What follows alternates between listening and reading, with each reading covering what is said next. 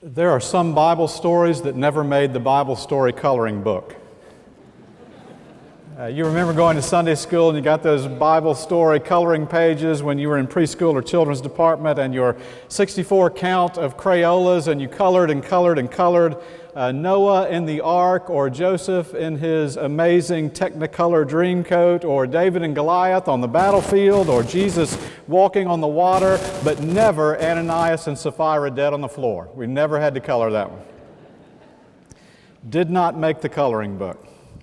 Hasn't made many sermons. That's no surprise. You'll hear the verses again. A man named Ananias, with the consent of his wife Sapphira, sold a piece of property, and with his wife's knowledge kept back a portion of the proceeds and brought and laid only a part of it at the disciples' feet. And Ananias, Peter asked, why has Satan filled your heart to lie to the Holy Spirit and keep back part of the proceeds of the land? Before you sold it, it was yours, and after you sold it, you could have done anything you wanted to with the money. Why did you lie not just to us, but to God? And when Ananias heard these words, he fell down dead. And of course, if you read on, the same thing happens to his wife. Didn't make the coloring book. I've been in church all of my life. I've pastored for almost 3 decades. This has never made a coloring book. It rarely makes the sermons. And it has never, I've never heard of a church using this text as the basis of the theme for their stewardship campaign. And I'm not sure why not. I'm not sure why not. I have never seen a pledge card that said tithe or die on it. I think that'd be great. Oh, Lord. Spent the last 3 years of my life before coming here consulting with churches. Just thought I'd throw some statistics out to you. Of course, you know that 58% of all statistics are made up on the spot. But over 80% of the people who sit in the pew say that their least favorite season of the year in church is the season of stewardship. Over 80% do not like it. That same percentage say that a pledge card actually limits how much they give to the church. If they have to write a number on the card, then that's typically all they give during the year instead of giving abundantly more. Most people say they dislike being called and told, you hadn't filled out your pledge card yet. Most people say it's okay to do that for a building fund. It's okay to do it for a mission fund. They don't even mind universities and other institutions doing it, but when it comes to the budget and the giving life of their church, they just want to freely and generously give. But that's because they've never tried the tithe or die campaign. I'm convinced. You know, it would be easy to read this story in isolation and scare each other into some sense of being generous, to say to each other, we die when we are not generous. And to some extent that is true. We do die when we are not generous, or at least some part of the church dies when we are not generous. I recently went back to Arkansas and was going to try to find a friend that I had grown up with. I went to their church thinking that maybe they would have some sense of where that person was living now. And it was one of the larger churches in our county when I was a child. But like a lot of the churches in the South, particularly in the late 60s and 70s, they struggled with a transitioning neighborhood and struggled with transitioning populations and shifting social values. An ethnic congregation actually came to this congregation and said, could we use some of your space to start a church? And they met and decided they didn't have any space for this congregation to start a church. And so the people that were looking for a church said, well, then can we just join your church? And they said, well, we'll get back with you in a couple of months. The deacons met and changed their bylaws to only allow property owners in the neighborhood to be a member of the church. So I stopped by the church last year to try to check on and find where my friend Chris had moved, and it's a thrift store now. And it was filled with ethnic people who own no property in the neighborhood. And the church, I was told years ago, had disbanded and dispersed and died. We die a little bit when we're not generous. In the most practical of ways, if we cut budgets or refuse to support mission offerings, we automatically cease programs and bring missionaries home from the field. This isn't rocket science. There's a part of us that dies a bit when we're not generous. But I'm not sure that's really the message of this text. If we read this text in isolation, that might be the only lesson we retrieve from these lines, but read this story in its context, and you'll find that a greater truth might be pulled off these pages. You realize that when the Bible was first written, there were no numbers in it, no verse and chapter numbers. You all do know that, don't you? That Paul didn't write 1:1, start writing verses. It was just written. It was just letters and lines and paragraphs. And it wasn't until later that the verses and the chapters were added, those numbers. Nobody knows exactly when they were added. There's a lot of theories. My favorite one is that there was actually a monk who was riding in a wagon pulled by a horse down an old road. And every time he hit a bump, that was a verse. And he just put a number. And every time he hit a really big bump, that was a chapter. So he put a chapter number beside it.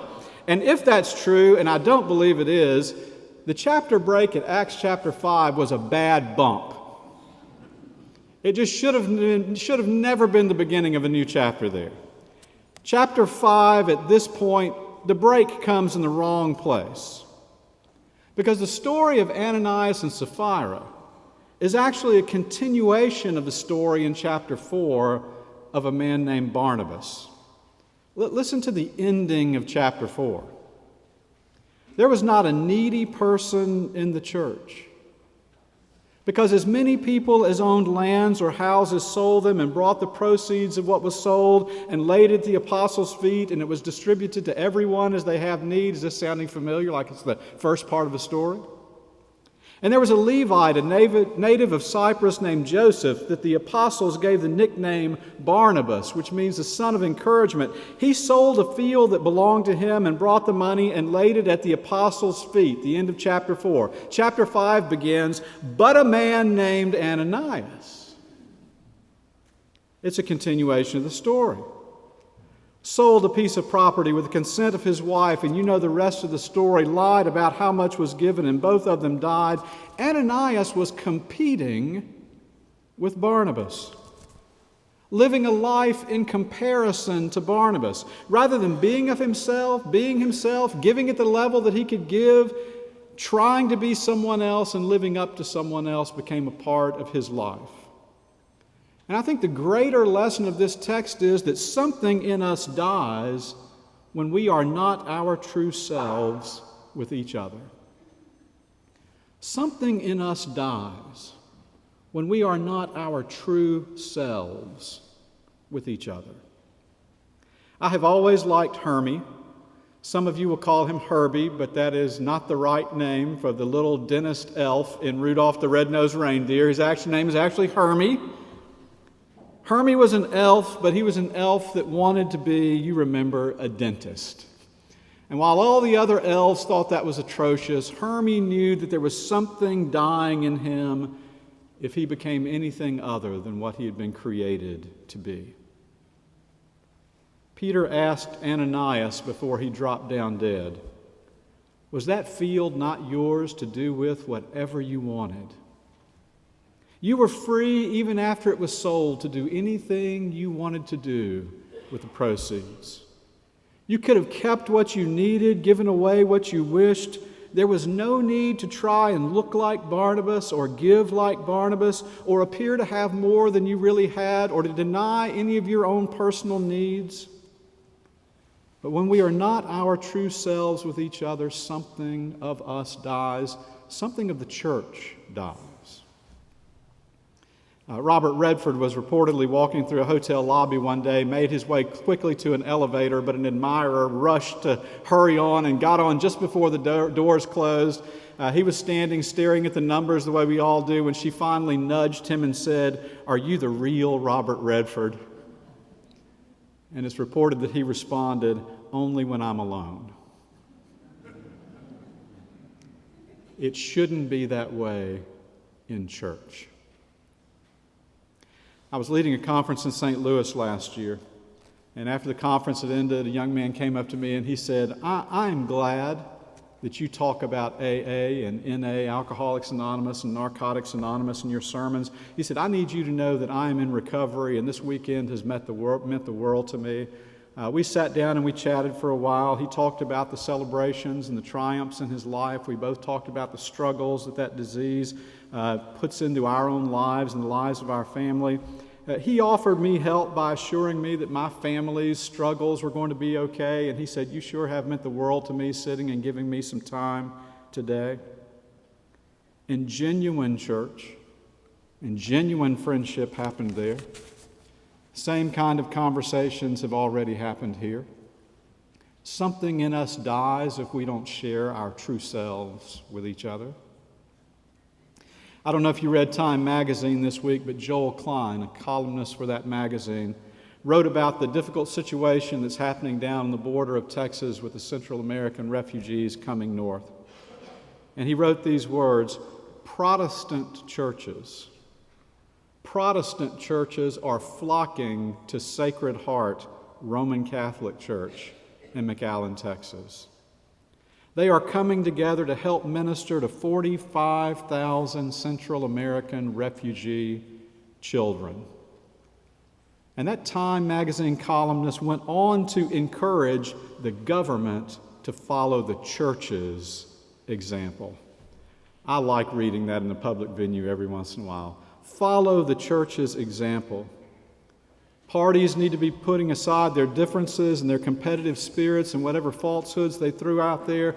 Be who you're called to be, elected to be. Act in positive ways in the world, however you might find a way to act together.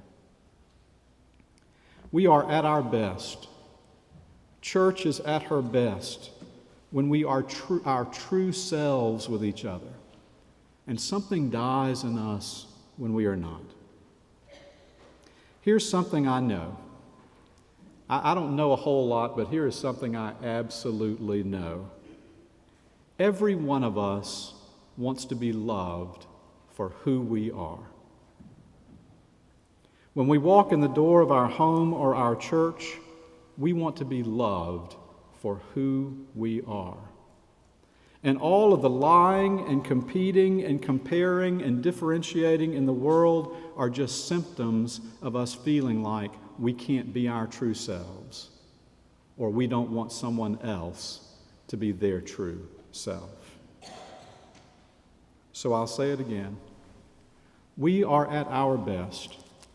Church is at her best when we are our true selves with each other, and something in us dies otherwise.